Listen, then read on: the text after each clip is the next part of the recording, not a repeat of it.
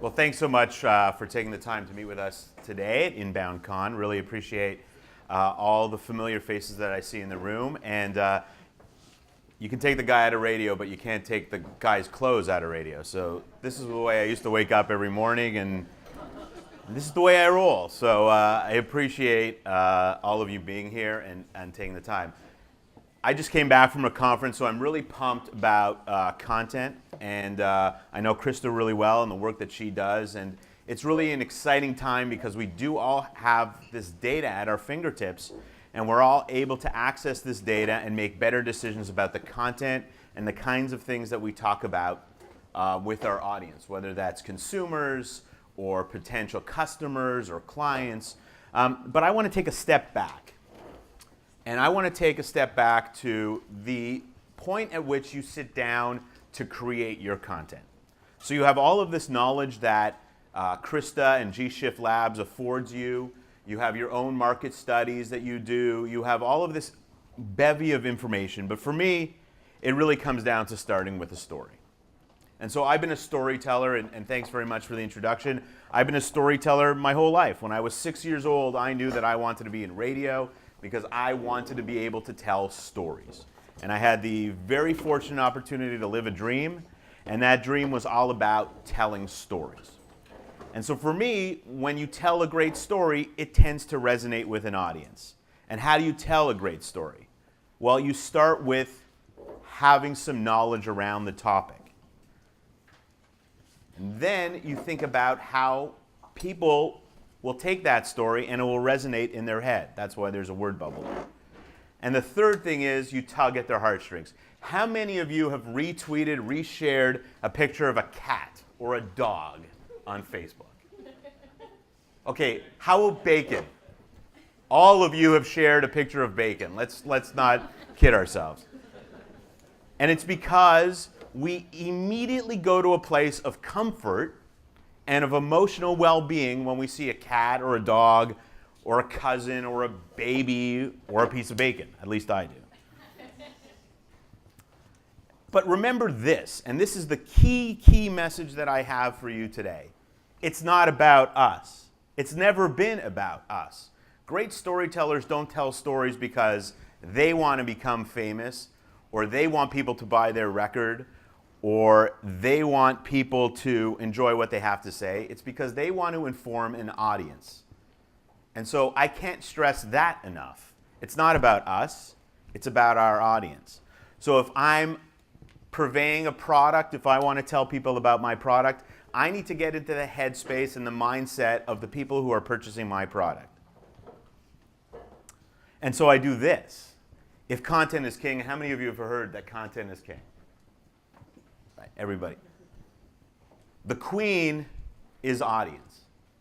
And we all know who runs the ship in the house. Think about that.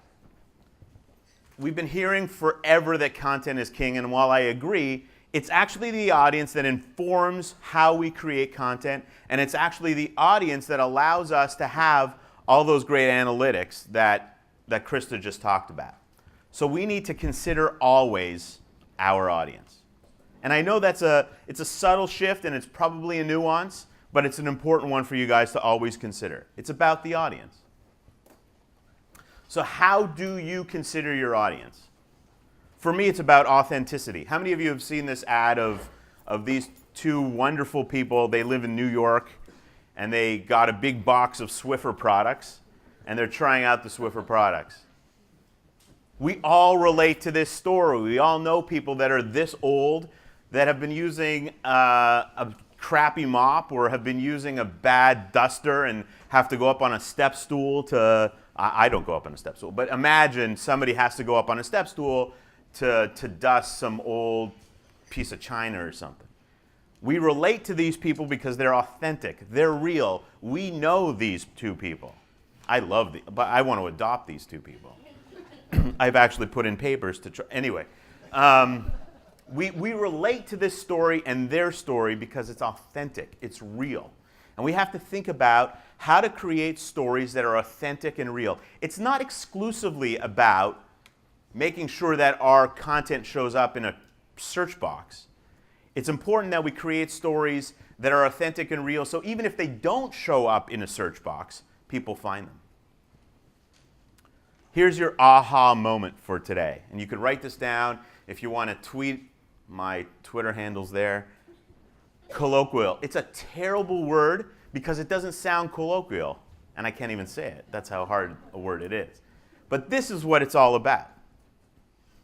If I'm talking to the C-suite, the so-called C-suite, I need to talk in a language that they understand. That's how my content will resonate with the C-suite.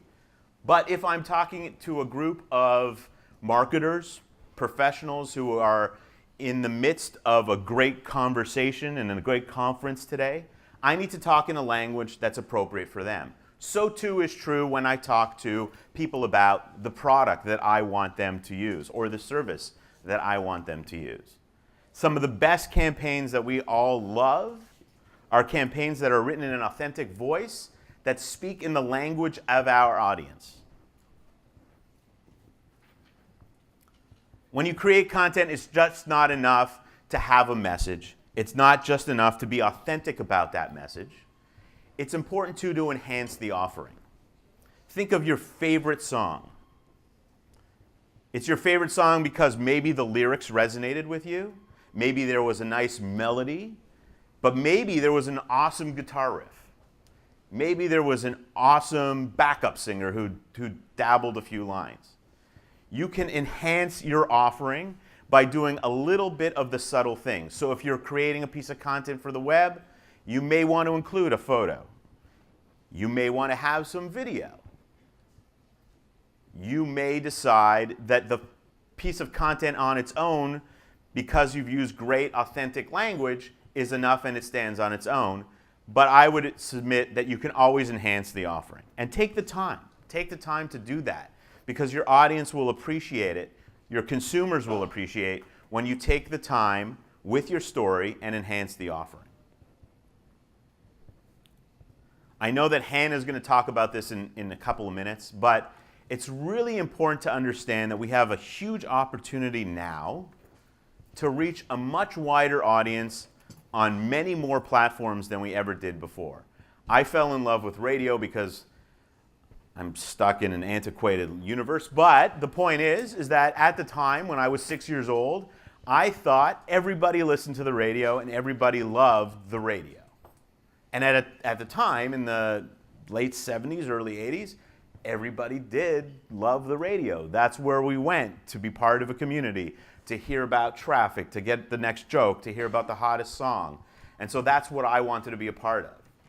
And that's where the fishies were. And I know I say fishies because I'm cute like that, but the point is, and I know the plural of fishies is fish, I get it, but the point is that that's what we all need to do. It's not enough just to have a great piece of content. It's important that we find the audience and we know where to put that piece of content. If you're a male brand, a male-targeted brand, you probably don't want to have your piece of content on Pinterest.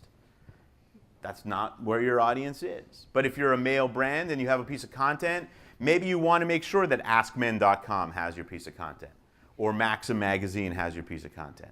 You need to go where your audience is and make sure that you're developing community around your brand or your voice where your audience is. These guys, the guys that you report to every day, the guys that sit around crunching numbers and talking about how important the next golf game is, that's not your audience. Those aren't the people you need to impress.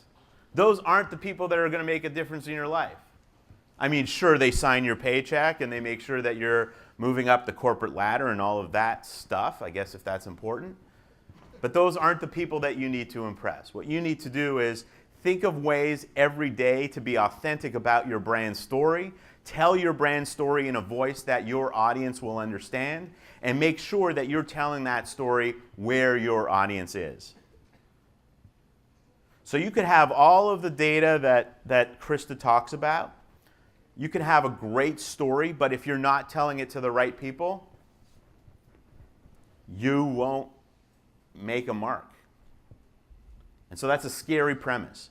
I would submit to you, though, that if you have a great story and if you tell your story well and think about the things that I've talked about, whether it's using a unique brand voice or talking in the language of your audience, that story will resonate.